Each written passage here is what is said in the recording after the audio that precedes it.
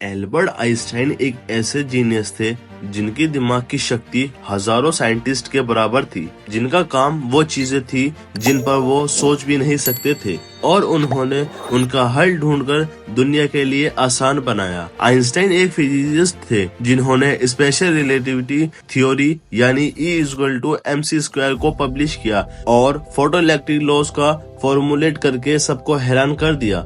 इस वजह से उन्हें नोबेल प्राइज से भी सम्मानित किया गया। लोग मानते हैं कि आइंस्टाइन का दिमाग आम इंसानों से अलग था। आइंस्टाइन खुद भी ये जानते थे और इसलिए उन्होंने अपनी बॉडी के रिसर्च होने के खिलाफ इंस्ट्रक्शन दिए थे। उन्होंने अपनी बॉडी को जलाने के लिए बोला था, लेकिन जिस चीज से आइंस्टाइन को डर था वही चीज करी गई। 13 अप्रैल 1955 को आइंस्टाइन का प्रिंसटन हॉस्पिटल में देहांत हो गया।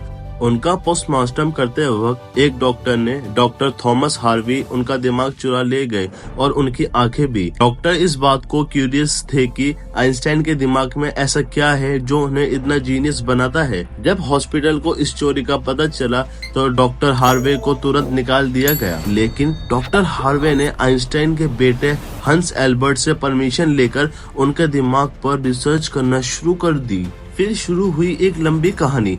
आइंस्टाइन के दिमाग की डॉक्टर हार्वे ने एक पैथोलॉजिस्ट थे जो पोस्टमार्टम करते थे, पर दिमाग पर रिसर्च का उनका कोई एक्सपीरियंस नहीं था।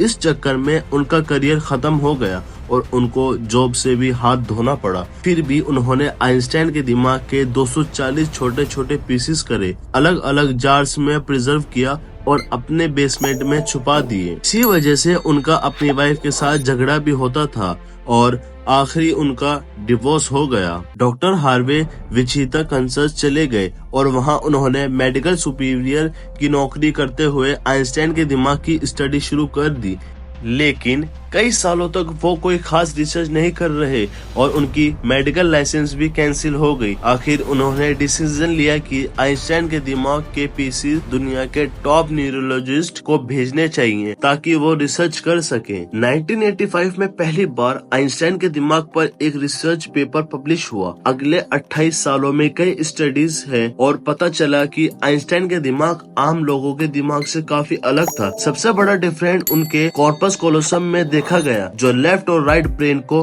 कनेक्ट करता है। आइंस्टाइन का कॉर्पस कोलोसम आम लोगों से ज्यादा बड़ा था, जो उनके दोनों हेमिस्फीयर्स के बीच स्ट्रॉन्ग कनेक्शन बनाता था। आइंस्टाइन का दिमाग का पैटर्न भी अलग था, जो बेटर न्यूरल फ्लो और कैलकुलेशन के लिए रेस्पॉन्सिबल था।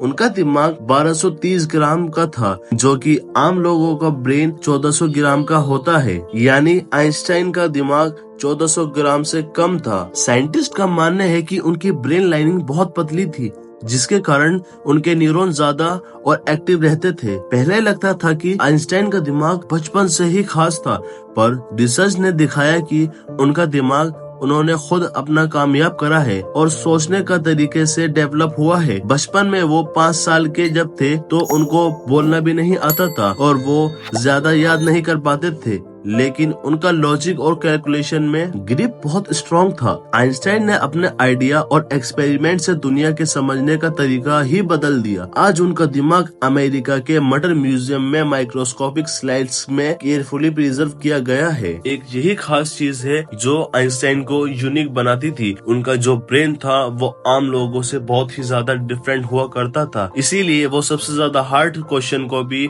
बहुत आसानी से सॉल्व कर पाते थे। उनका माइंड इतना स्ट्रॉन्ग था कि अगर कोई क्वेश्चन सामने आ जाए तो वो अपने मन के अंदर ही सोचकर उसे सॉल्व कर दिया करते थे। इसीलिए आइंस्टाइन का ब्रेन का वेट भी कम पाया गया, जो नॉर्मल इंसानों से बहुत कम होता है। So thank you so much for watching my video. इसी तरह नॉलेजेबल वीडियोस के लिए मेरे चैनल को सब्सक्राइब जरूर करें और आने वाली वीडियोस के लिए बेल आइकन को प्रेस करें। Thank you so much.